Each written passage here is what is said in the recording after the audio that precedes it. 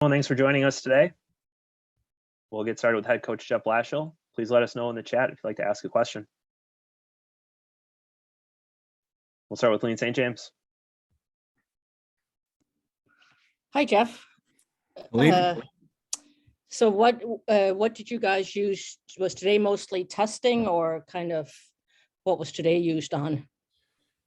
Well, I wasn't available yet, so my first day back will be tomorrow. But as a group, we had we had, I think, 10 skaters and a goalie. So today was used to get back on the ice, to be honest with you. We haven't, guys haven't skated since last Saturday, the guys that played.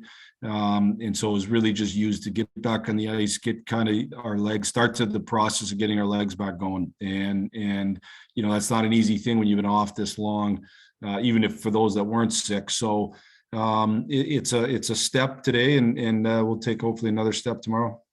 So the plan for tomorrow is to have as more normal of a practice as you can, depending on, have you gotten all the test results back? I mean, I know Rasmussen and Fabry are out of protocol. Are you waiting? Are those the only two, or? Those are the only two right now that are out of protocol. So, and as you know, we added more to the protocol tomorrow. So tomorrow I anticipate having seven forwards and 5D in one goalie available to skate tomorrow. So with a couple guys coming out. So, that what are we going to do tomorrow? We'll take a step closer, I guess, maybe to a real practice than we had today, but obviously you're limited with the numbers that you have. And, and certainly a number of guys still in the protocol. So we'll be able to do a tiny bit more from a team perspective tomorrow. But it's still going to be, about guys getting their legs and about feeling the puck and about getting those things back. Do you know when your next game is? I mean, I do not know that answer. Right now, as you know, the NHL canceled the games today and tomorrow.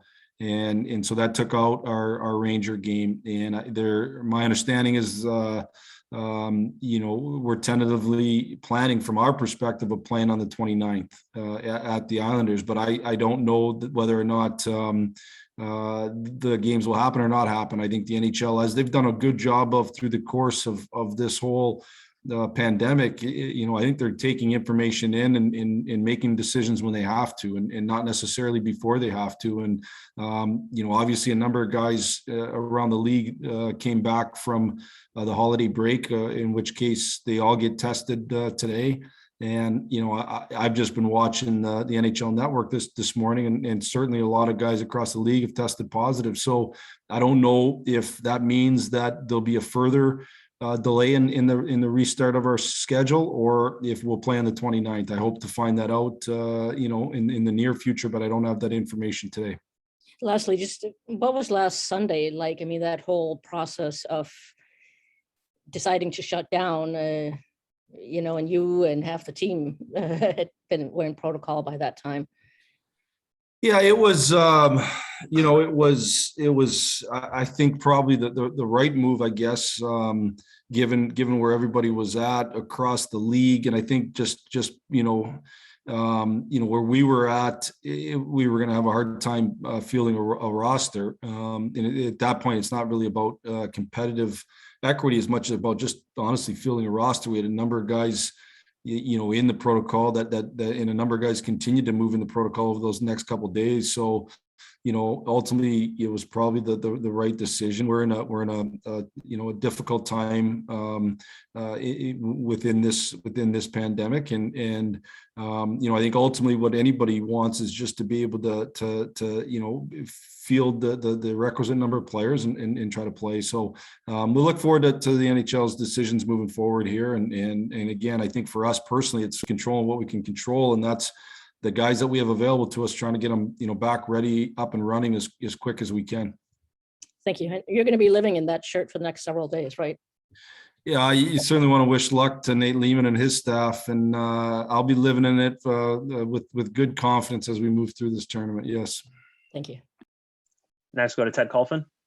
Hey, good to see you out of the protocol list. We're almost, I guess. Yeah, almost. Oh. Tomorrow, Well, tomorrow I get set free. What were your symptoms? I mean, how did you feel during this whole time?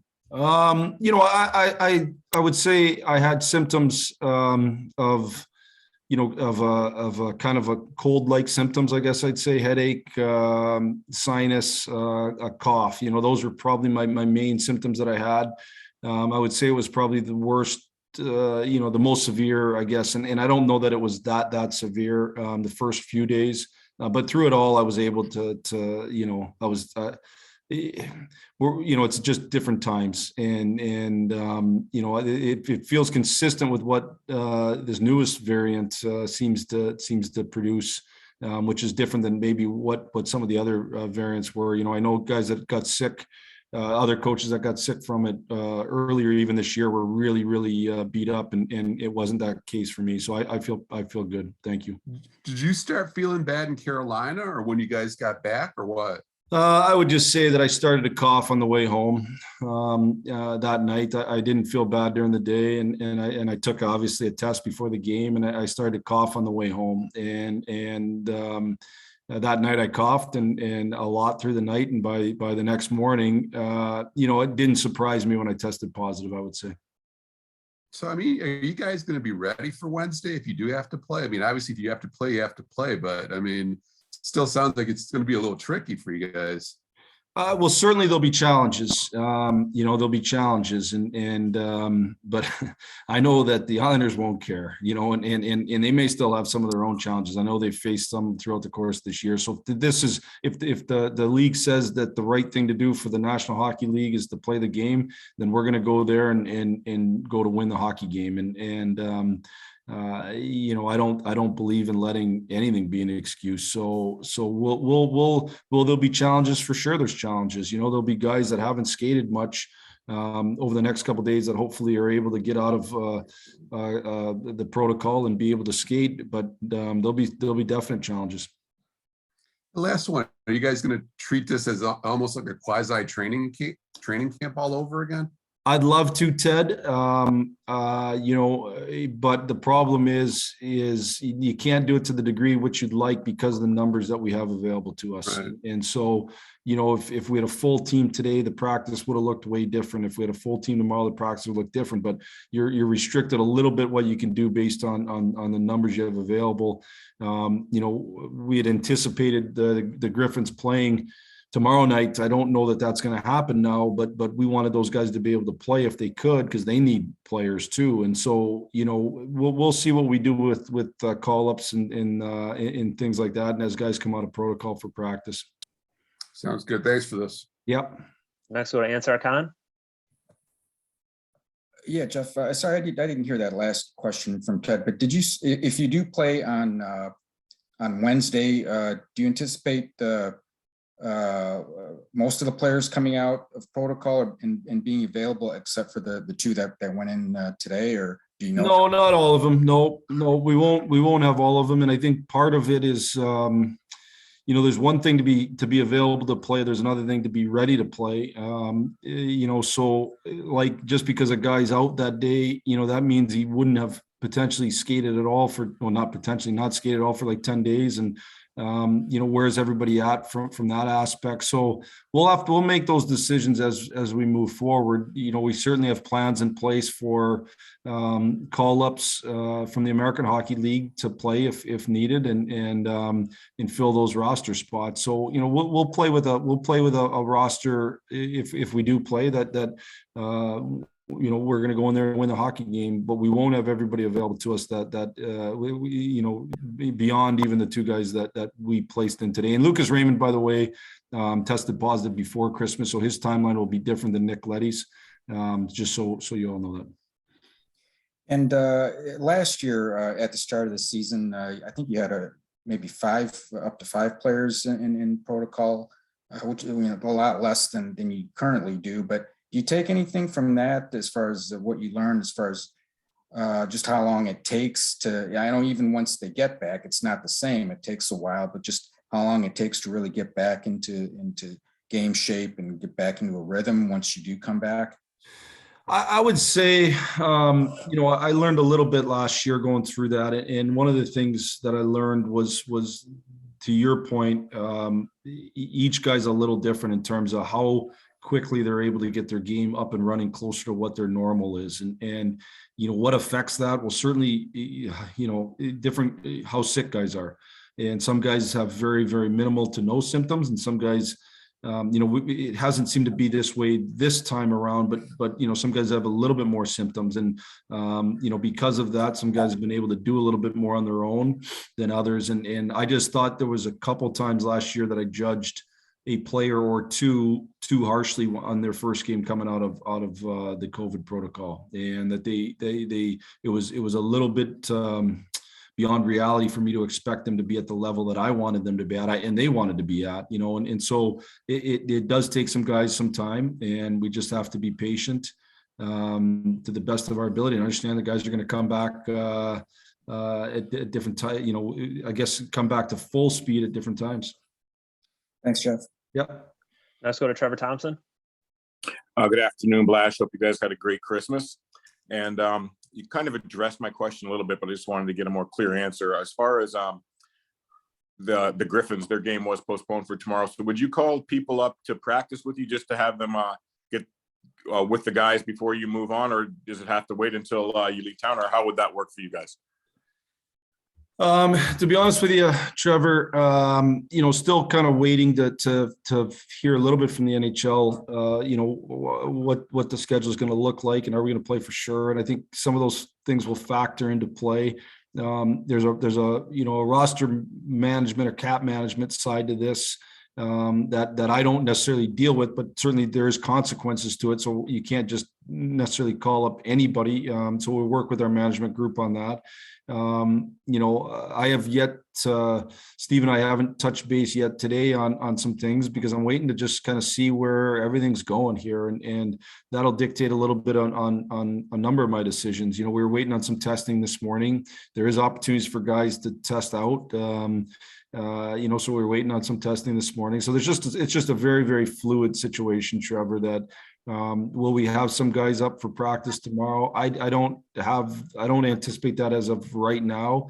I don't think we'd bring guys up just to practice per se, because now you're introducing new players into your locker room again. And probably the less players introduced, the better in terms of not, increasing the exposure. But certainly if those players we anticipate were playing on the 29th, and then we would potentially bring them in as quick as we can.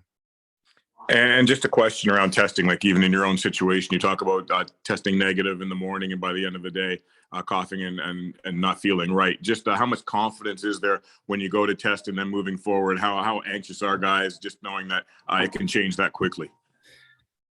Well, we're confident in the system. The system, listen, there's obviously been I don't know if anybody knows the exact best way to handle what we're all going through, and that's trying to run a professional sports league and play games within this pandemic, and they're hard decisions that are being made here, and ultimately certainly confident. Listen, I had 2 tests that day.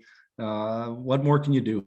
And in the end, I contracted the virus at some point and tested positive the next day. There's just not much more we can do that way. So, are people anxious? I'm sure the guys that haven't yet tested positive are anxious. I'm certain of that. This seems to be highly transmissible, and everybody in there's lots of people in all our lives who have, as I talk to different people that have tested positive here in the last little bit. So we're all anxious, and we'd all love it to not be the case, but this is the world which we're living in right now, and we got to find every way possible to make the most of it. And just want to touch on one more thing. You rightfully so had your chest puffed out and boasting about your national pride is our annual wager on. I was going to ask you the same thing, Trevor. I didn't know if you'd come back for more, but if you want to come back for more, I'd be glad to put our annual wager on, and anybody else out there that wants to. Very confident in our roster. Good luck to you. Thank you, sir. Thank you. Last question, Kevin Allen.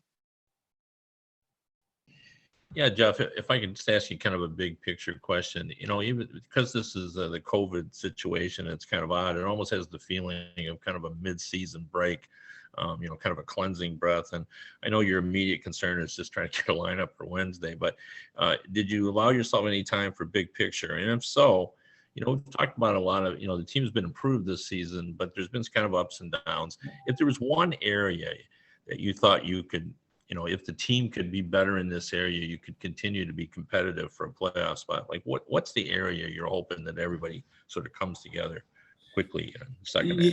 Well, it's probably an area, Kevin, that I've talked, and I think we are improving, but D-zone grade A chances against have to improve. We're one of the worst teams in the league in giving up grade A's per 60 minutes in D-zone coverage. And that's an area that I think is fixable. It's an area that it doesn't mean we're going to improve to first by the end of the year, because it's hard to move up the rankings. But from this break moving forward, we have to continue to get better in that area. And I think certainly you'd love to score more and give up less. We all would love to do both those things, but when you can limit other teams' opportunities, especially those grade A's and D-zone coverage, you put yourself in tons of games and put yourself in position to win. And so that's certainly one area.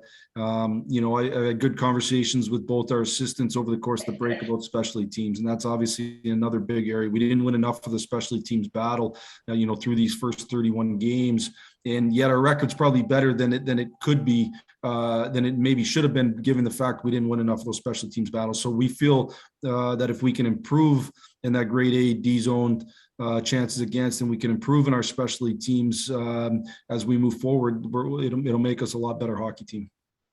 Thanks for your time, Jeff. Happy holiday. Yeah, you too. Thank you. All right, that's all for us this afternoon. Thanks everyone for joining us.